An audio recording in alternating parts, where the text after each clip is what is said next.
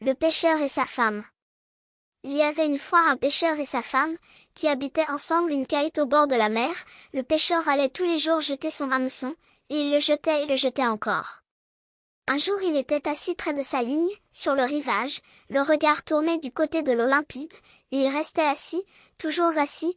Tout à coup il vit l'hameçon plonger et descendre profondément, et quand il le retira, il tenait au bout une grosse barbue.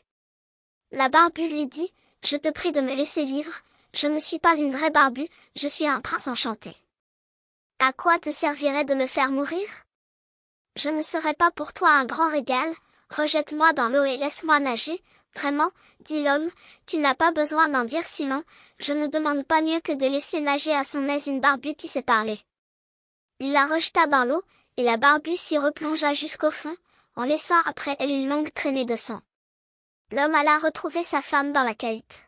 « Mon homme, lui dit-elle, n'as-tu rien pris aujourd'hui? » « Non, dit l'homme, j'ai pris une barbue qui m'a dit qu'elle était un prince enchanté, et je l'ai laissée nager comme auparavant. N'as-tu rien demandé pour toi? Dit la femme. « Non, dit l'homme, et qu'aurais-je demandé? » Ah, dit la femme, c'est pourtant triste d'habiter toujours une cahute sale et infecte comme celle-ci, tu aurais pu pourtant demander pour nous une petite chaumière.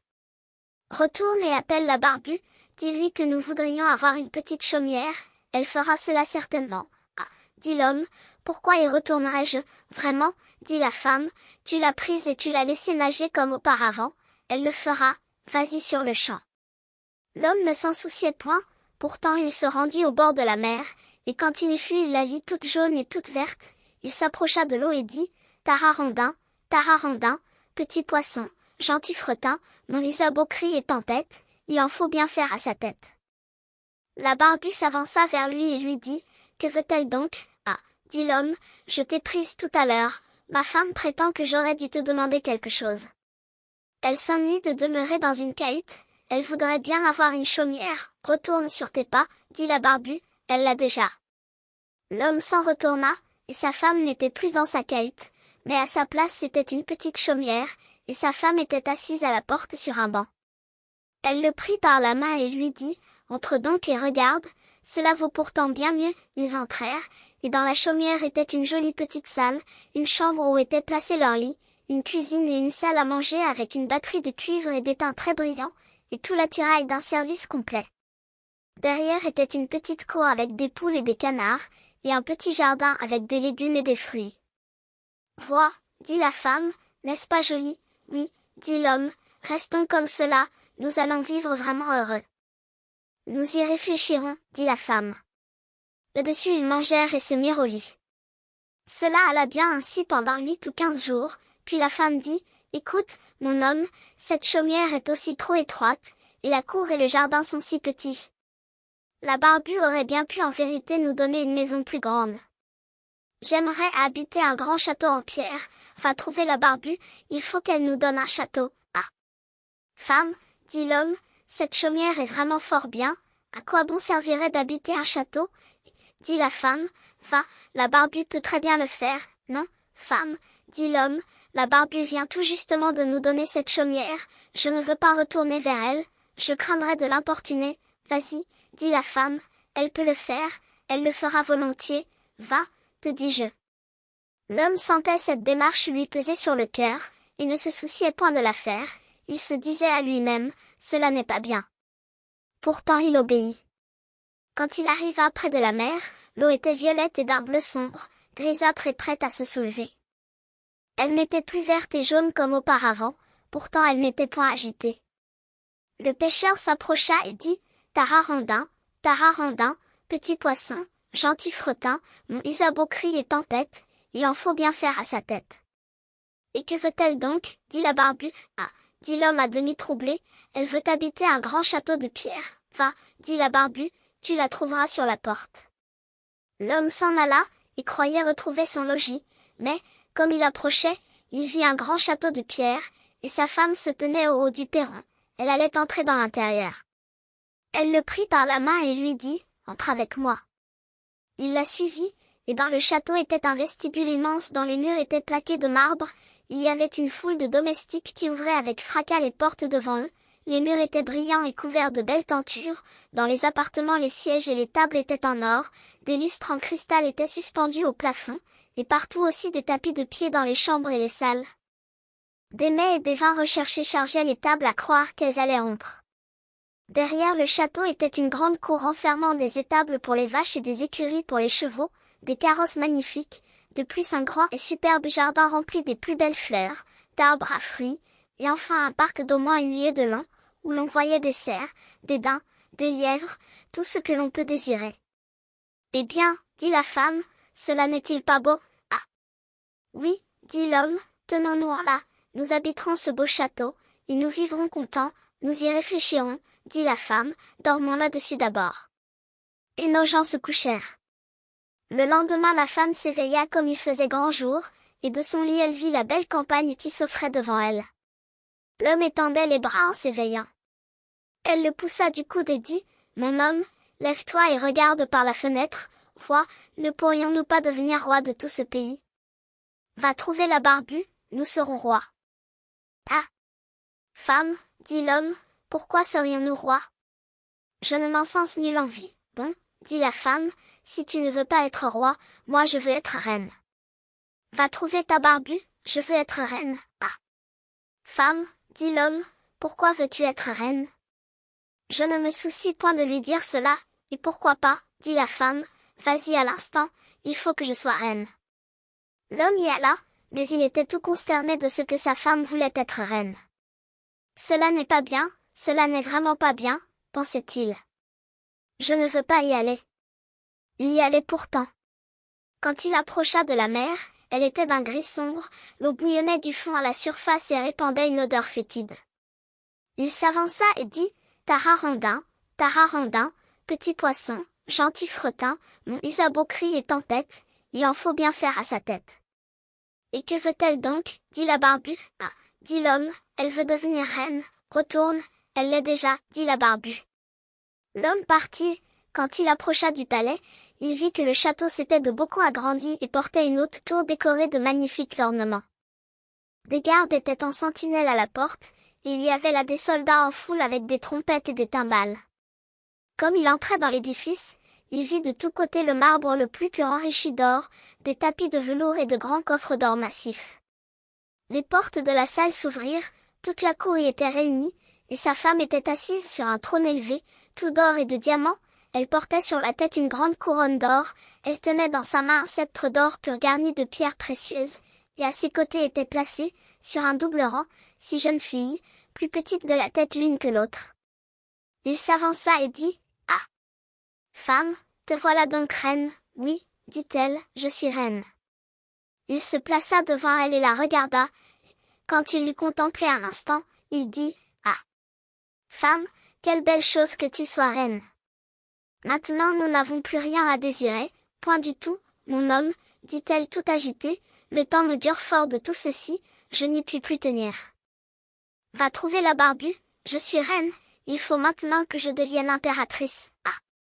Femme, dit l'homme, pourquoi veux-tu devenir impératrice, mon homme, dit-elle, va trouver la Barbue, je veux être impératrice. Ah! Femme, dit l'homme, elle ne peut pas te faire impératrice, je n'oserais pas dire cela à la Barbue, il n'y a qu'un empereur dans l'Empire, la Barbue ne peut pas faire un empereur, elle ne le peut vraiment pas, je suis reine, dit la femme, et tu es mon mari. Veux-tu bien y aller à l'instant même? Va, si elle a pu nous faire roi, elle peut nous faire empereur. Va, te dis-je. Il fallut qu'il marchât. Mais tout en s'éloignant, il était troublé et se disait en lui-même, cela n'ira pas bien, empereur. C'est trop demandé, la Barbue se lassera. Tout en songeant ainsi, il vit que l'eau était noire et bouillonnante, l'écume montait à la surface, et le vent la soulevait en soufflant avec violence, il se sentit frissonner. Il s'approcha et dit, Tararandin, petit poisson, gentil fretin, mon Isabeau crie et tempête, il en faut bien faire à sa tête. Et que veut-elle donc, dit la Barbue. Ah! Barbue, dit-il, ma femme veut devenir impératrice, retourne, dit la Barbue, elle l'est maintenant. L'homme revint sur ses pas. Quand il fut de retour, tout le château était d'un marbre poli, enrichi de figures d'albâtre et décoré d'or. Des soldats étaient en nombre devant la porte, ils sonnaient de la trompette, frappaient les timbales et battaient le tambour. Dans l'intérieur du palais, les barons, les comtes et les ducs allaient et venaient en qualité de simples serviteurs. Ils lui ouvrirent les portes, qui étaient d'or massif. Et quand il fut entré, il vit sa femme assise sur un trône qui était d'or d'une seule pièce, et aux 2000 pieds, elle portait une énorme couronne d'or de 3 coudées, garnie de brillants et d'escarboucles. D'une main elle tenait le sceptre, et de l'autre le globe impérial. À ses côtés étaient placés sur 2 rangs ses gardes, tous plus petits l'un que l'autre, depuis les plus énormes géants, aux 2000 pieds, jusqu'au plus petit nain, qui n'était pas plus grand que mon petit doigt. Devant elle se tenait debout une foule de princes et de ducs. L'homme s'avança au milieu d'eux, et dit, « Femme, te voilà donc impératrice. » « Oui, dit-elle, je suis impératrice. » Alors il se plaça devant elle et la contempla, puis quand il l'eut considérée un instant, « Ah, femme, dit-il, quelle belle chose que de te voir impératrice. Mon homme, dit-elle, que fais-tu là planté? Je suis impératrice, je veux maintenant être pape, va trouver la Barbue. Ah. Femme, dit l'homme, que demandes-tu là?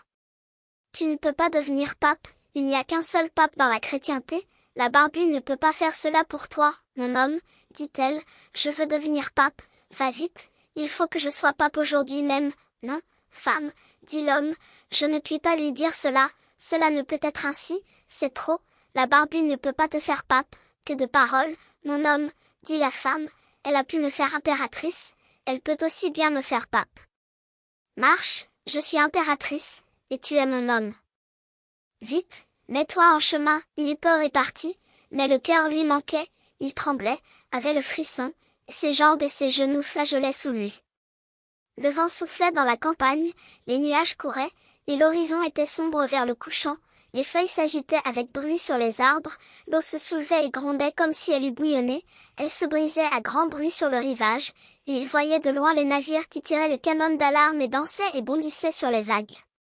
Le ciel était bleu encore à peine sur un point de son étendue, mais tout alentour des nuages d'un rouge menaçant annonçaient une terrible tempête. Il s'approcha tout épouvanté et dit, « Tararandin, petit poisson, gentil fretin, mon Isabeau crie et tempête, il en faut bien faire à sa tête. » « Et que veut-elle donc, dit la Barbue. Ah, dit l'homme, elle veut devenir pape. Retourne, dit la Barbue, elle l'est à cette heure. Il revint, et quand il arriva, il vit une immense église tout entourée de palais. Il perça la foule du peuple pour y pénétrer. Au-dedans, tout était éclairé de 1000 et 1000 lumières, sa femme était revêtue d'or de la tête aux pieds, elle était assise sur un trône beaucoup plus élevé que l'autre, et portait 3 énormes couronnes d'or, elle était environnée d'une foule de prêtres. À ses côtés étaient placées 2 rangées de cierges, dont le plus grand était épais et haut comme la plus haute tour, et le plus petit pareil au plus petit flambeau de cuisine. Tous les empereurs et les rois étaient agenouillés devant elle et baisaient sa mule. « Femme, dit l'homme en la contemplant, il est donc vrai que te voilà pape? Oui, dit-elle, je suis pape. Alors il se plaça devant elle et se mit à la considérer, et il lui semblait qu'il regardait le soleil. Quand il l'eut ainsi contemplé un moment, « Ah! Femme, dit-il, quelle belle chose que de te voir pape. » Mais elle demeurait roide comme une souche et ne bougeait. Il lui dit, « Femme, tu seras contente maintenant, te voilà pape, tu ne peux pas désirer d'être quelque chose de plus. » « J'y réfléchirai, dit la femme. Là-dessus, ils allèrent se coucher. Mais elle n'était pas contente, l'ambition l'empêchait de dormir, et elle pensait toujours à ce qu'elle voudrait devenir.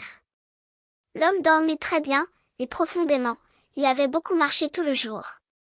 Mais la femme ne put s'assoupir un instant, elle se tourna d'un côté sur l'autre pendant toute la nuit, pensant toujours à ce qu'elle pourrait devenir, et ne trouvant plus rien à imaginer. Cependant le soleil se levait, quand elle aperçut l'aurore, elle se dressa sur son séant et regarda du côté de la lumière.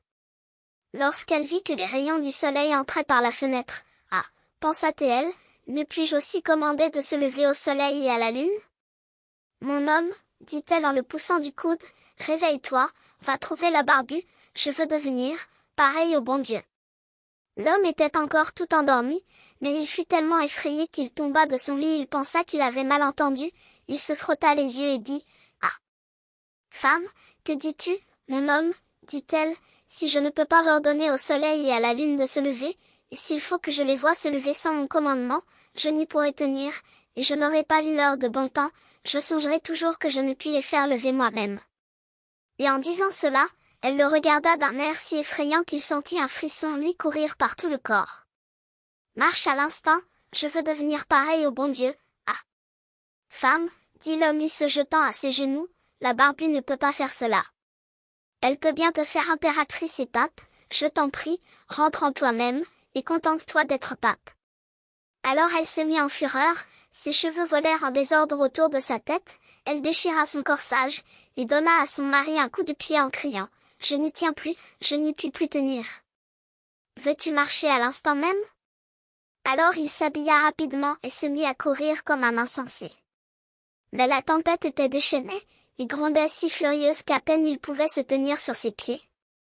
Les maisons et les arbres étaient ébranlés, les éclats de rochers roulaient dans la mer, et le ciel était noir comme de la poix, il tonnait, il éclairait, et la mer soulevait des vagues noires, aussi hautes que des clochers et des montagnes, et à leur sommet elle portait toute une couronne blanche d'écume. Il se mit à crier, « Tararandin, petit poisson, gentil fretin, mon Isabeau crie et tempête, il en faut bien faire à sa tête. » « Et que veut-elle donc ?» dit la Barbue. « Ah, dit-il, elle veut devenir pareille au bon Dieu, retourne, tu la trouveras logée dans la cahute. Et ils y logent encore aujourd'hui à l'heure qui est. »